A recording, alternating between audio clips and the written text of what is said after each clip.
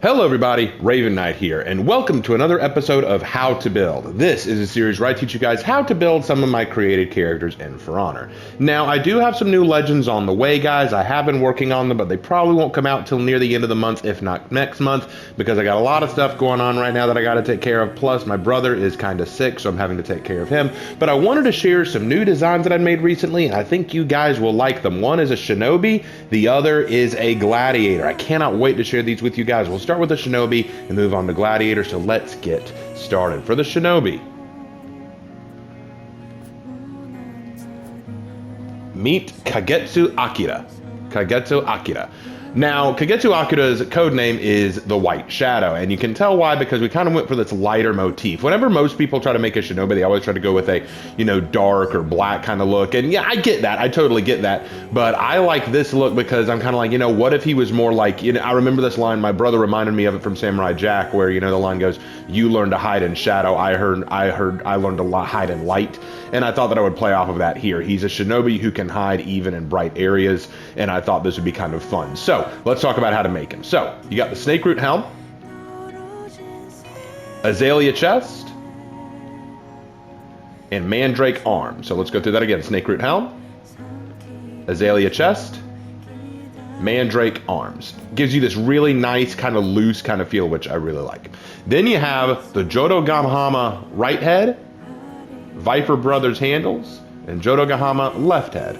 I just thought that this was a good weapon design to go with. It's detailed, it's ornate, but it looks really cool. So this is how you're going to make him look. See that? Looks pretty nice. All right, now for traits, I made him male, but you can make it female. It doesn't matter to me. Skin color is going to be default. For the head, no paint pattern, no symbol, but you want the riveted and plated embossing, which you get at Reputation 24, level 20. Then for the ornament, you go with the Blood Moon, which you get from the Death Blossoms Elite outfit. For the material, light for everything. For the left shoulder, you want the Ecliptic Duality 2 paint pattern, which you get from Ecliptic Duality Illustrious outfit. And then you want the Cloudy Waves paint pattern, which you get from an outfit at Reputation 18. See, that looks kind of nice. No embossing. For the right shoulder, you want no paint pattern, but you want the Fallen Protector 3, which you get from the Tears of Heresy Relics event pass. So if you played that event pass, you should have this. And no embossing. For the chest and back, you want the Flower Sides paint pattern, which you get from the Death Blossoms Elite outfit again. And the Cobra 1, which you get from the Land, Air, and Sea Elite outfit. It'll put a Cobra on the back, which I think helps here. Because Cobras are snakes that don't need to hide in the shadows. They, just kind of show themselves. And then for the legs. No paint pattern, no symbol, but you want the serpent embossing, which only shows up on one leg, oddly enough, and it will have the Reputation, and it will be from the Reputation 17 level 20 reward. So, that is how you make him look like this, and then the color scheme will be Dawn of War, which you get from the Apollyon's Wolves mask outfit. So, a lot of outfits you need to get to complete this look, so it is a bit more of an expensive skin. And I really do think it came out really cool. Now, before you guys ask what's his story, I haven't finished coming up with that yet. This was kind of just a design based on that idea of instead of hiding in shadow, hiding in light. So I'm going to be working more on his story, but he does have a name, Kagetsu Akira. So if you guys have any ideas for his story or any thoughts, let me know, and I would love to hear your thoughts. Let's now go into the rest of his kit. For feats, I went with Bounty Hunter, Shooting Stars, Slip Through, and Nail Bomb. Like I said, he doesn't have a story yet, so all these are just kind of what I'm feeling right now, but as I come up with his story, these are subject to change. For executions, I went with Zankoku Slitzer,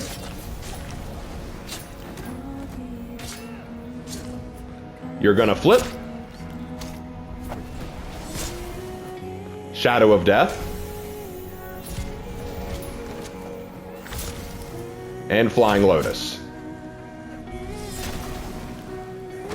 And as I said, once I get a better idea of the story, these may change, but right now these are the ones that I think fit the best. For emotes, I went with Fresh to Death and Kill Card. I did go with Kill Card because I thought he might be a little arrogant, the idea being like, if he's so arrogant, he thinks he can kill from the light as well, like he can kill in the daylight instead of the shadows. He's probably a little arrogant and doesn't mind leaving behind a Kill Card. For combat, Bow and Begin, and Quiet Moment. For signature, Victory Show. And for effects, you went with Hypnotic Eye for Idol, because it just looks awesome. And for the executions, free roam, and combat emotes, I went with Smoke. And the reason I went with Smoke is because I had this idea, and this is something I may bring up in his story, that what if he superheats the blades on his Kusarigama to make them even more deadly or painful? Or what if he uses smoke as his means of subterfuge if he actually does kill in broad daylight? He probably needs something to confuse or disorient his opponents or to keep people from chasing him, so he may use smoke as his means to do that. So I thought that might be something creative to try. And like I said, as I go further into the story that I'm creating for him, we may get more about that. And that is how you make Kagetsu Akira. So let me know what you guys think. Hope you guys like the design. Let me know if you're going to make him yourself. And again, let me know if you have any ideas for his story. And now we shall move on to the Gladiator.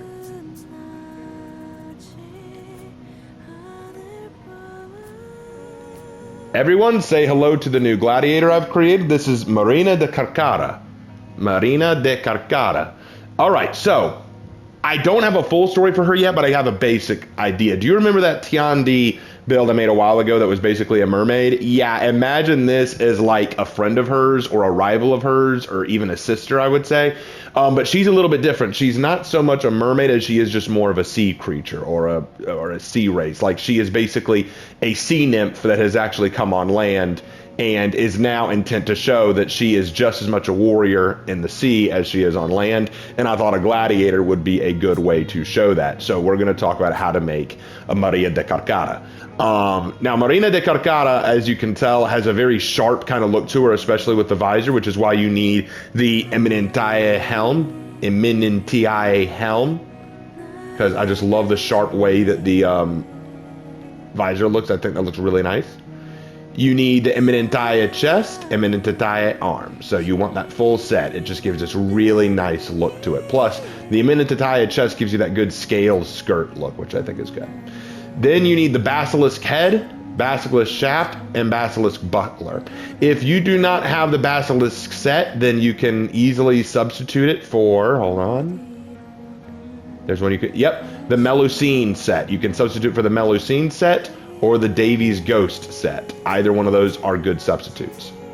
All right, now for this. For traits, alternate 2, although you could go alternate 1. I don't think it's a problem. And then for skin color, go 1 off of light. You can go to the slight tan here. You can go default if you want, but, you know, it's marginal. For the left arm, no paint pattern, no symbol, no embossing, leave it alone. For the ornament, I went with the Starry Night ornament, which you get from Hibiscus Bloom Elite Outfit. Now, another one you can do besides the Hibiscus Bloom, there's another one you can do. Let me get to it. Scroll down. I don't want to scroll past it because I'll scroll way too fast.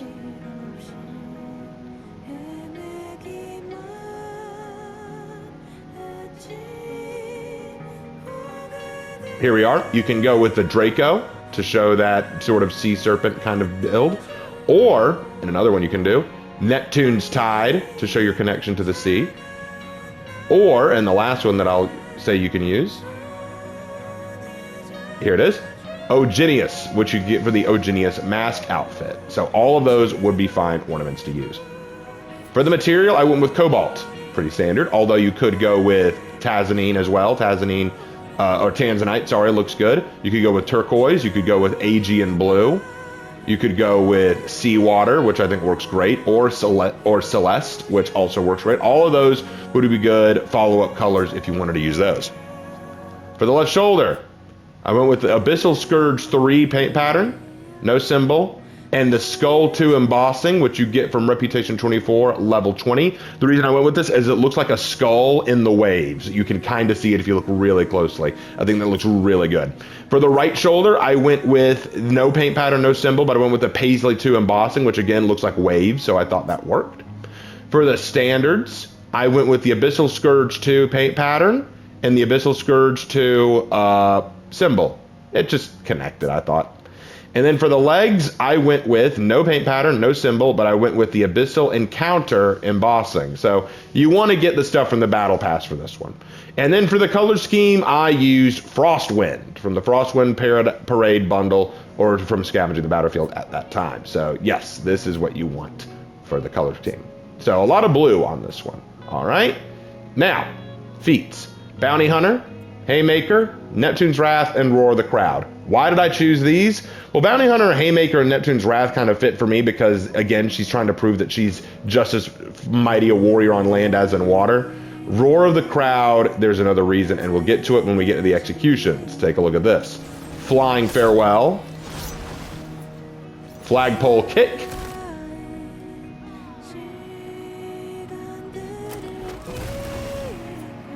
Fall on Your Spear.